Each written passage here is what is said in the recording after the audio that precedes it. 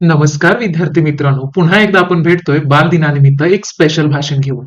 चला तर 14 नोव्हेंबर रोजी आपण पंडित जवाहरलाल नेहरू यांच्या जन्मजयंतीनिमित्त बालदिन साजरा करतो. तर त्यानिमित्त एक सोपं, सुंदर आणि छोटंसं भाषण आम्ही तुमच्या समोर घेऊन येत आहोत, जेणेकरून तुम्ही सुद्धा व्यासपीठ गाजवाल आणि तुम्हाला फक्त टाळ्या आणि टाळ्याच मिळतील. चला तर खूप उशीर न करता आपण बालदिनानिमित्त स्पेशल भाषणाला सुरुवात करूया. पण त्याआधी चॅनलवर जर नवीन असाल तर मित्रांनो सबस्क्राईब करायला अवश्य विसरू नका. बालदिनानिमित्त भाषण. जीवनात प्रत्येक गोष्ट स्पष्ट असावी असं नाही. कधी कधी ध्येय साध्य करण्यासाठी अंधारातूनच वाट शोधावी लागते, असे म्हणणाऱ्या पंडित जवाहरलाल नेहरू यांचा जन्मदिवस आज आपण साजरा करतोय. मित्रांनो, आज 14 नोव्हेंबर, पंडित जवाहरलाल नेहरू यांचा जन्मदिवस, जो आपण बालदिन म्हणून साजरा करत आहोत. सन्माननीय शिक्षक, पालक आणि माझ्या बालमित्र मैत्रिणींनो, पंडित नेहरूंच्या मनात मुलांप्रती विशेष ममता होती. म्हणूनच त्यांच्या जन्मदिवशी आपण बालदिन साजरा करतो. त्यांनी एकदा म्हटलं होतं, आजचे बालक उद्याचे भारताचे नागरिक आहेत.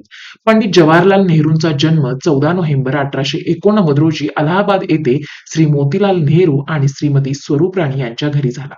त्यांचे बालपण खूप साधेपणात आणि देखरेखीखाली गेले. शिक्षणासाठी ते इंग्लंडला गेले आणि केम्ब्रिज विद्यापीठातून आपले उच्च शिक्षण पूर्ण केले. लहानपणापासूनच ते अत्यंत हुशार आणि जिज्ञासू होते. लहानपणीची एक गोष्ट त्यांच्या व्यक्तिमत्वाचा नमुना देते. एकदा शाळेत असताना त्यांना एका गुरुजींनी सगळ्या विद्यार्थ्यांना काही ना काही प्रश्न विचारले. पंडितजींनी सगळे प्रश्न उत्तर बरोबर दिले आणि गुरुजींनी त्यांना कौतुकाने पुढे येण्यास सांगितले. त्यावेळी ते म्हणाले, गुरुजी, मला शाबासकीपेक्षा ज्ञानाचा आनंदच महत्वाचा वाटतो. अशा विचारांनी त्यांच्या मनात ज्ञानाची गोडी रुजली होती. शिक्षणानंतर त्यांनी भारतीय स्वातंत्र्य लढ्यात भाग घेतला. महात्मा गांधीजींच्या सहवासात ते स्वातंत्र्य चळवळीत सक्रिय झाले. स्वातंत्र्यानंतर भारताचे पहिले पंतप्रधान म्हणून त्यांनी देशाची सेवा केली. त्यांच्या कार्यामुळे भारताला खूप सन्मान आणि पुरस्कार मिळाले.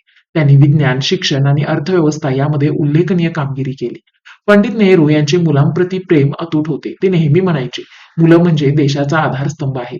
त्यांची ही भावना बालदिनाच्या रूपाने आपण साजरी करतो. विद्यार्थ्यांसाठी एक प्रेरणादायी कथा मला या ठिकाणी सांगावीशी वाटते. एकदा पंडित जवाहरलाल नेहरू लहानग्या विद्यार्थ्यांशी संवाद साधण्यासाठी त्यांच्या शाळेत गेले होते. शाळेत पोहोचल्यावर त्यांनी पाहिलं की विद्यार्थ्यांमध्ये स्पर्धा भावना आहे, परंतु त्यातून ताणही येत आहे. तेव्हा नेहरूजींनी त्यांना एक साधी पण महत्वपूर्ण गोष्ट सांगितली, जी विद्यार्थ्यांच्या मनात खोलवर रेखाटली गेली. नेहरूजींनी सांगितलं, आपल्या ध्येयांवर विश्वास ठेवा आणि शांतपणे, आत्मविश्वासाने त्याचा पाठपुरावा करा. जीवनात तुम्हाला अनेक आव्हानं येतील, पण त्या प्रत्येक क्षणी सकारात्मक राहणंही तितकंच महत्वाचं आहे. अशा प्रसंगांनी त्यांनी एक किस्सा सांगितला. स्वातंत्र्य लढ्यात तेव्हा त्यांना तुरुंगात टाकण्यात आलं, तेव्हा अनेक अडचणी असून सुद्धा त्यांनी नकारात्मक विचारांना मनात थारा दिला नाही. त्याऐवजी त्यांनी सकारात्मक विचार करून भारताच्या भविष्यासाठी योजनांचा विचार सुरूच ठेवला. तुरुंगातील बंदिस्त वातावरणात देखील त्यांनी डिस्कव्हरी ऑफ इंडिया हे पुस्तक लिहिलं, ज्यात भारताचं ज्ञान, संस्कृती आणि परंपरा साकारल्या गेल्या.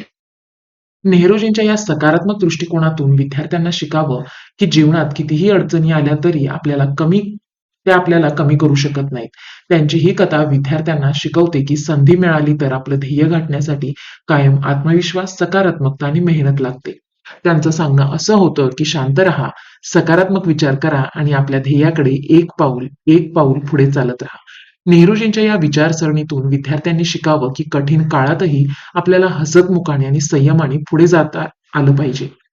मित्रांनो, आज बालदिनाच्या निमित्ताने आपण नेहरूजींच्या विचारांना आपलं प्रेरणास्त्रोत बनवून पुढे जावं. ज्ञान मिळविण्यासाठी जिज्ञासा आणि परिश्रमाचा ध्यास आपल्या प्रत्येकामध्ये असायला हवा. चला तर आपण आपलं स्वप्न उंचावूया आणि आपल्या भारताचं भविष्य उज्ज्वल घडूया. धन्यवाद. मित्रांनो, हे भाषण आवडलं असेल तर नक्कीच लाईक करा, शेअर करा आणि सबस्क्राईब करायला तर विसरूच नका.